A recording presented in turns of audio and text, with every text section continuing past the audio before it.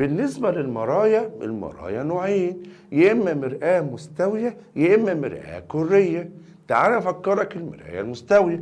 فاكر معايا يا صديقي المراية المستوية؟ يا مستر، المراية المستوية سطحها مسطح، صح؟ تمام التمام.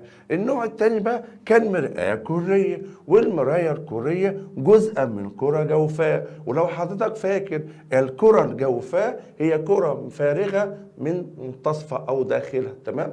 إذا كان السطح العاكس يبقى المراية اللي هي جزء لونه رصاصي ده، إذا كان السطح العاكس خارجي كانت المرآة محدبة. وعارفين المراية المحدبة هتعمل ايه في الأشعة؟ يا مستر هتعكسها، بس هتعكسها متفرقة، تمام.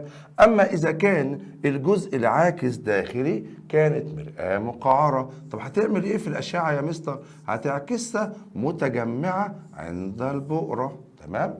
خلاص كده يبقى إذا خلاص نعتبر دي البؤرة يعني. خلاص يبقى إذا المرايا نوعان، يا إما مرآة مستوية يا إما مرآة كرية. وطبعا عارفين اسم الكري جاي من كرة جوفاء. لو كان السطح العاكس خارجي مرآة محدبة، إذا كان السطح العاكس داخلي مرآة مقعرة. أما أختنا العدسات، العدسات نوع واحد فقط بنسموه الكري. يبقى كده العدسات مفيش عدسة مستوية، يبقى إذا العدسات جميعها كرية. طب العدسات جزء من كرة واحدة زي المرايا؟ أقول لك لا، العدسات جزء من كرتين جوفاتين، وكل وجه جاي من كرة. ازاي يا مستر؟ يعني مثلا عند الكرة الأولانية مركزها ميم واحد، الكرة التانية مركزها ميم اتنين، صح؟ يبقى أنا عندي ميم واحد اللي هو الكرة دي، خلاص، ميم اتنين الكرة دي. بعد كده عندنا في اتحاد في النص، الاتحاد أو التقاطع في النص ده هيكون العدسة. في الحالة دي بقى العدسة بتاعتها اسمها عدسة محدبة. طب الوجه ده هو بتاع مين؟ بتاع ميم واحد، صح؟ والوجه ده هو بتاع مين؟ ميم اتنين. يبقى إذا أو جزء من الكرة ميم اتنين. يبقى إذا ما نخلص به في المراية المحدبة.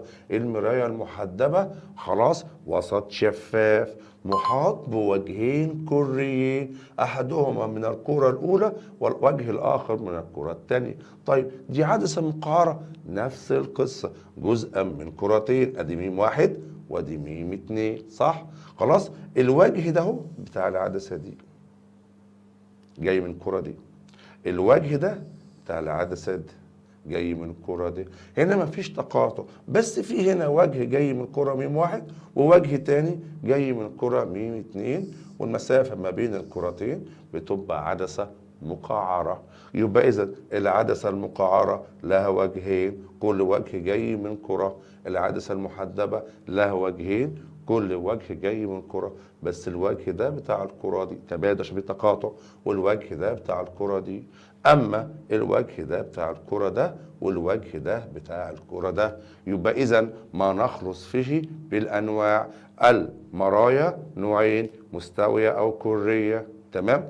أما العدسات نوع واحد كرية، والكرية جزءا من كرتين جوفاتين.